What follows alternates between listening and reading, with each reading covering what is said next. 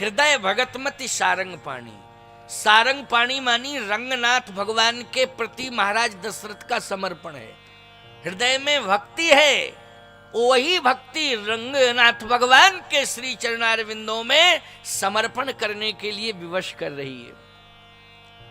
इसलिए मैं कहता हूं जीवन में भगवान के प्रति प्रेम हो जाए।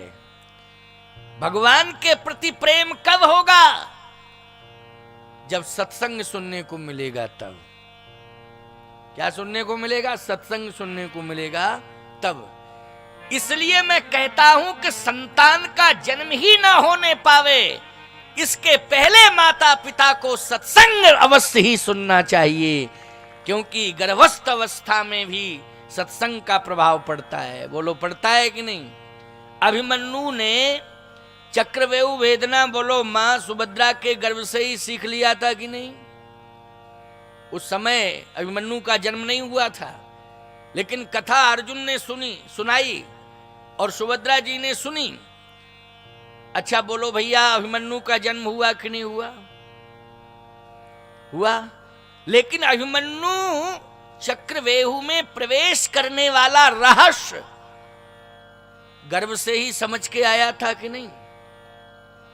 बस गलती ये हुई कि मां सो गई।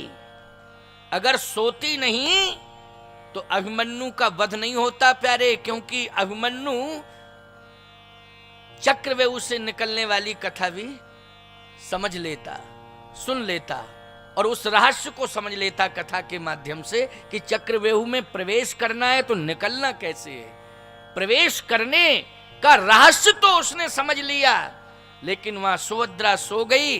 अर्जुन कहता रहा, निकलने वाला जो रहस्य था वो अभिमन्यु नहीं समझ पाया, ये भूल हो गई। इसका मतलब यह है कि कथा के संस्कार जीव में अवश्य ही होना चाहिए।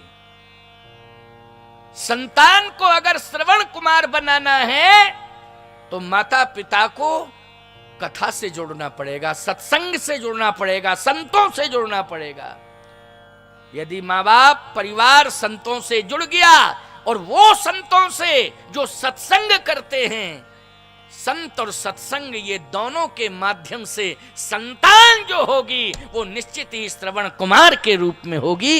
यही है राम कथा का एक रहस्य और प्रभाव, यही सत्संग की महिमा है।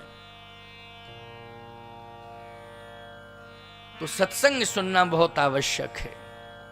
बिन सत्संग विवेक न होई, राम कृपा बिन सुलभ न सोई। बिना सत्संग के विवेक कैसे आएगा? जीवन में ये सत्संग बहुत महत्वपूर्ण है।